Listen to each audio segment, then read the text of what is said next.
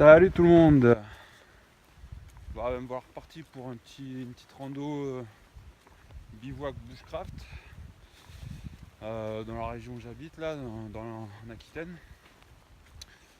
Une petite sortie d'une nuit là pour tester un peu de matériel, pour prendre l'air un peu quoi.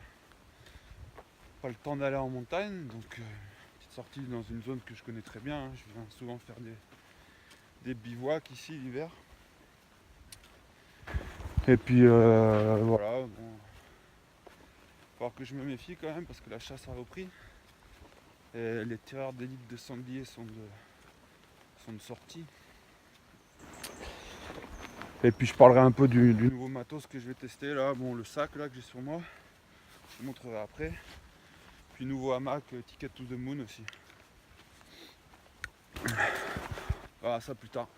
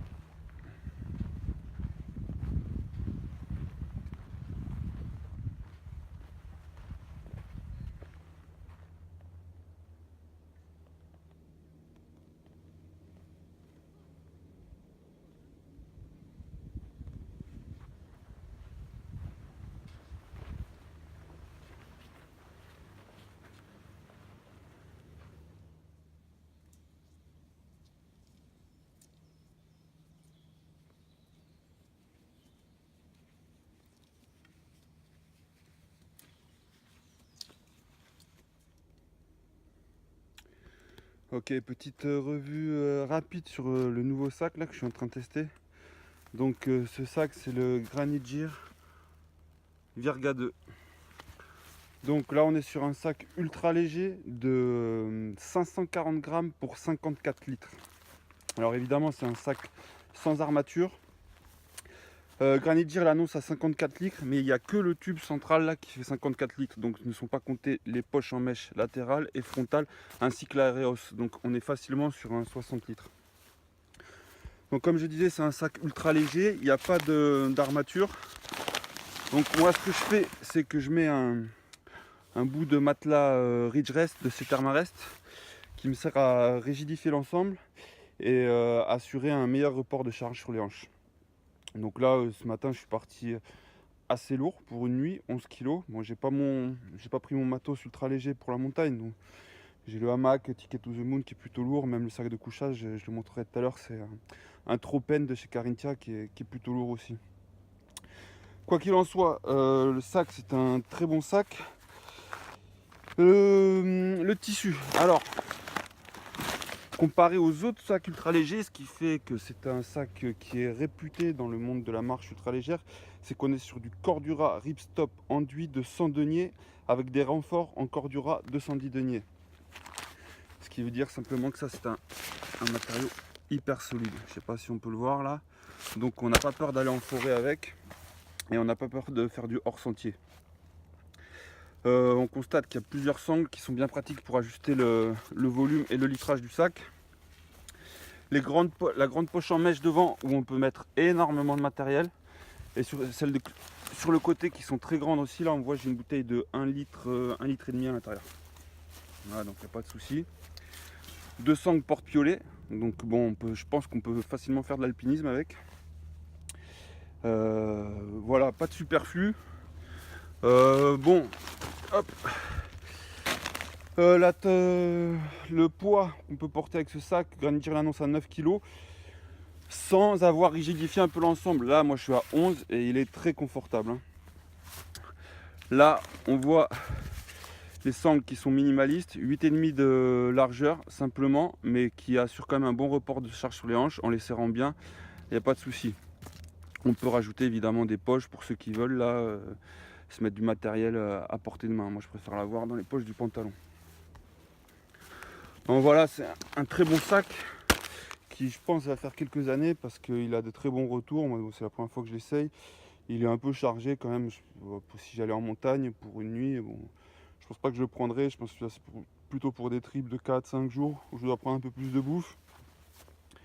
Mais à 8-9 kilos, il est parfait. Même là, bon, 11 ça passe, mais j'ai pas de dénivelé aujourd'hui, donc je peux me charger un peu plus. Là, je fais surtout du bivouac et pas trop de la rando, mais pour de la montagne avec le matelas Ridge Rest, mais dans sa totale longueur enroulé à l'intérieur.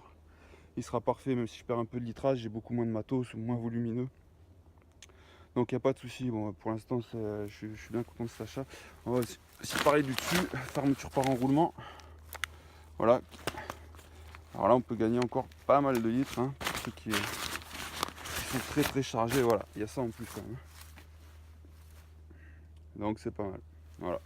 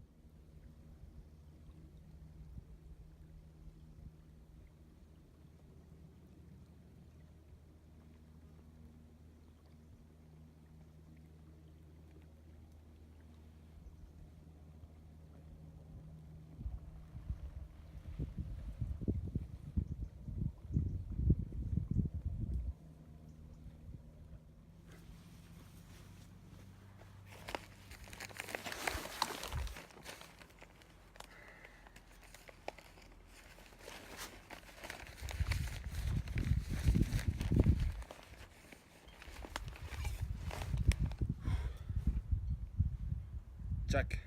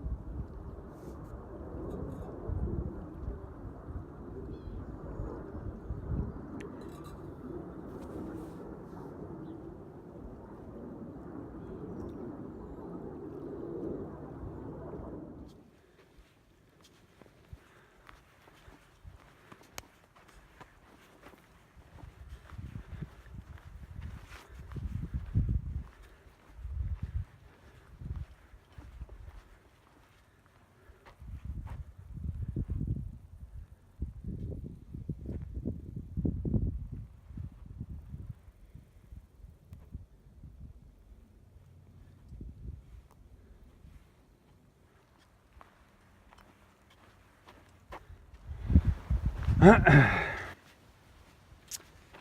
doit être pas loin de 14 h. Là j'emprunte un sentier de randonnée que je découvre pour la première fois. On voit principalement du sable, hein. On est dans les... Là je suis passé dans le département des Landes. Et ouais, je pensais être à mon lieu de bivouac d'ici 2 heures. 2 heures et demie. Je prends une boucle là en fait qui rejoint... Ce sentier il rejoint entre le lac de Biscarrosse et Biscarrosse plage pour ceux qui connaissent.